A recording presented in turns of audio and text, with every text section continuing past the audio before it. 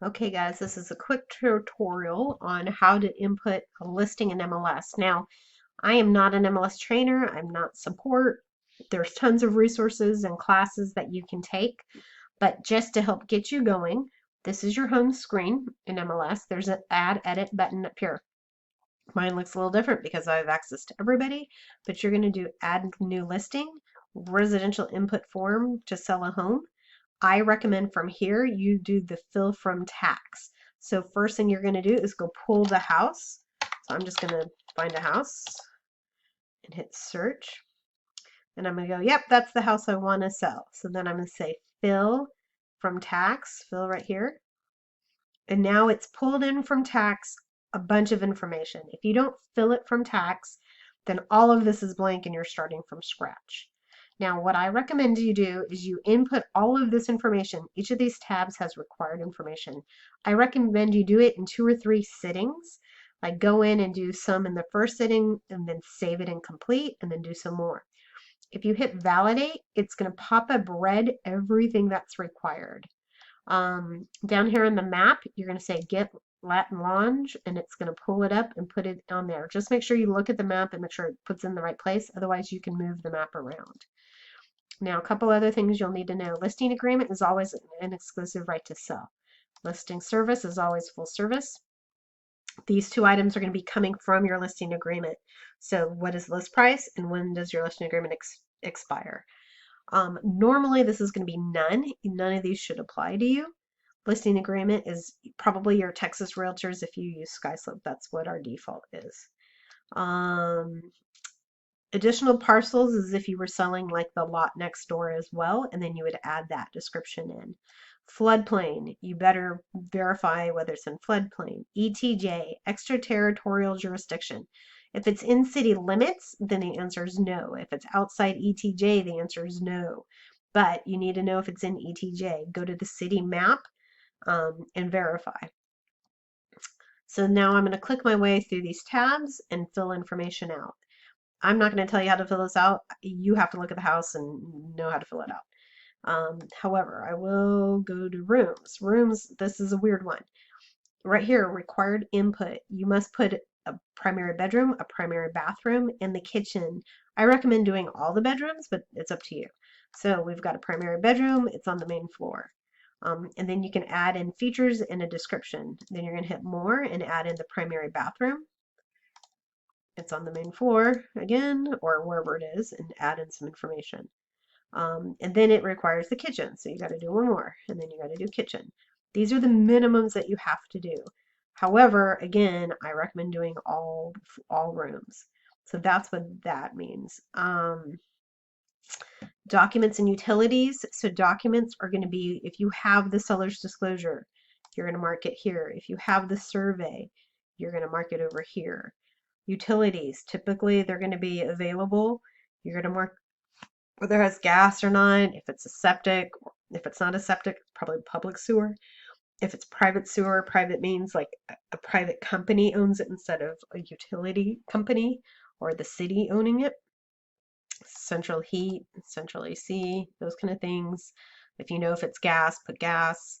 Green energy is a weird one. Unless it's a green community and you have specific documentation for these, you're going to hit no. Even if you've got, solar windows or whatever, hit none because you have to have special documentation for all of this. Financial. HOA info, put it in there. What kind of loans can it get? What are you willing to take? Make sure the tax stuff is all correct. Go to CAD and pull the right information or the county tax assessor. Make sure you get all of this accurate. Buyer incentive is usually none. We're usually not going to give away anything for an incentive other than the price. Tax exemption, same thing. Verify what's exempt. Normally it's homesteads, but who knows. Possession is always going to be close of escrow. Or no, I lied. Funding. There we go. That's what we want. So we close on escrow and then it's got to fund. We want all money to exchange hands before we give them the home. Showing, that's going to be up to you and your owner, but make sure you fill all of this out accordingly. I highly recommend you are not the point for showing instructions because you will slow it down. Either use a showing company like showing time, or just have them text the owner, or maybe it's vacant and then it's just go. Agent office is going to be your information here. Subagency, if you remember, we are 0 on subagency. Then you're going to do your buyer's commission, which is either 3 or 2 or whatever they picked. Dual variable compensations, no intermediaries, yes. Dual variable means you can double side. I'm never going to let you double side. Then let's go over to remarks. Directions. You have to put in directions from the nearest major like highway or intersection to the home. You cannot say Google it or what are the apps? I don't know. You can't do that. You've got to have directions. This is for like if the phone's not working or dead, you've got to be able to get the agent to the house. Private remarks are communications between you and other agents. So let's say you want the agents to know we don't have a survey, or my seller needs a lease back, or dogs on premises, please be sure you confirm the showing, that kind of thing. That's what private remarks are for. I would also do a couple sentences about the description. Public remarks and syndication remarks, these are going to the public both. I write them up usually in Word. I do spell check and grammar, and then I'll copy and paste them into both of these, and I make them both the same. But this is the beautiful description about the home. You cannot talk about anything else in here. There's no showing information or phones or fax or websites or nothing. It's just a description about the home on these two. Scrolling down here, internet display the home, yes. Automated valuation, no. Consumer comment, no. Internet display, yes. Then I would select all of these. This is where I'm going to syndicate my listing to.